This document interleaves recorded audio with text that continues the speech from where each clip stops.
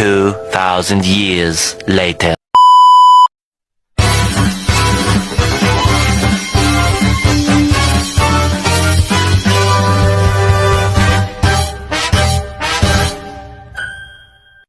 Assalamualaikum warahmatullahi wabarakatuh. Kami dari kelompok Nyusun Pahar izin memperkenalkan diri. Nama saya Ilmira Dewi Azura. Nama saya Aulia Zahra. Saya Fadi Dawan. Saya Laudia Henry. Saya Ismail Utama. Saya Kaisa Delia. Selamat menyaksikan video kami. Dadah. Tradisi nyuncun pahang adalah suatu tradisi menjunjung makanan di kepala dan menutup makanan dengan kain.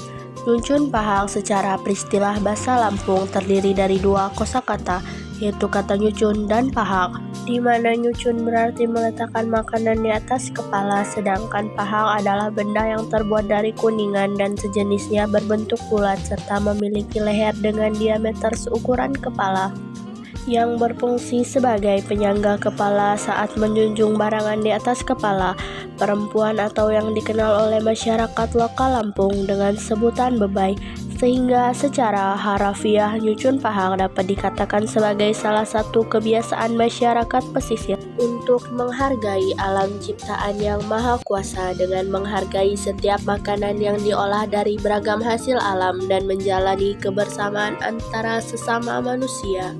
Tradisi nyucun pahang ini juga telah resmi tercatat di Kementerian Pendidikan dan Kebudayaan Republik Indonesia pada tahun 2017 dan terdaftar pula pada tahun 2018 sebagai salah satu warisan budaya tak benda Indonesia.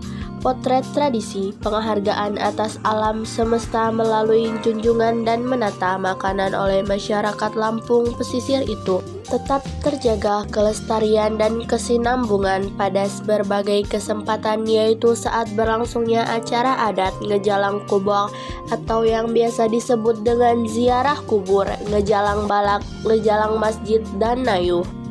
Bukan tanpa isi, setiap wadah yang dijunjung oleh para wanita itu berisi beragam makanan tradisional masyarakat pesisir suku Saibatin di pesisir barat, seperti sayur kuno, sekok pulang tiung atau yang disebut dengan rendang terong putih, gulai tua adat retak kenai, sua belulang atau yang disebut dengan sayur santan kacang merah yang dicampur dengan kikil, sambal halom atau yang biasa disebut dengan ayam manis menggunakan lada dan kecap, sambal gedang atau biasa disebut dengan pepaya parut goreng yang dicampur kelapa, gulai taboh ikan tuhu, gulai halom atau yang biasa disebut dengan gulai daging, dan gulai buah kelor.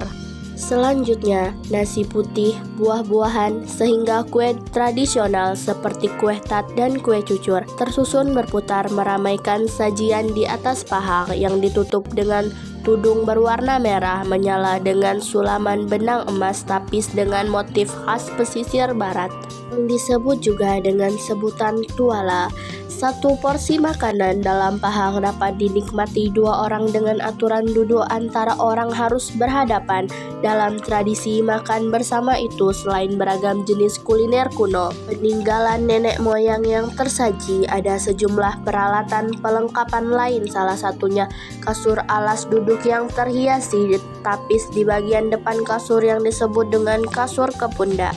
Kasur itu menjadi lambang penghormatan kepada tamu yang berkunjung dan siap menyantap makanan yang dibawa oleh para wanita pada tradisi nyuncun pahang. Nyuncun pahang adalah salah satu kearifan lokal masyarakat Krui pesisir barat yang sangat berharga dalam konteks budaya dan tradisi. Nyuncun pahang merujuk kepada proses atau teknik pengolahan pahar, yaitu alat yang digunakan dalam kebiasaan pertanian atau perikanan yang seringkali melibatkan keterampilan tradisional. Berikut ini adalah aspek mengenai nyuncun pahang sebagai kearifan lokal. Yang pertama, teknik tradisional. Nyuncun pahang melibatkan teknik dan keterampilan yang telah diturunkan dari generasi ke generasi. Ini mencerminkan pengetahuan masyarakat tentang bagaimana memanfaatkan alat dan sumber daya alam dengan cara yang efisien. Yang kedua, keterhubungan dengan alam. Proses ini biasanya melibatkan integrasi langsung dengan lingkungan, seperti pemilihan bahan baku yang sesuai.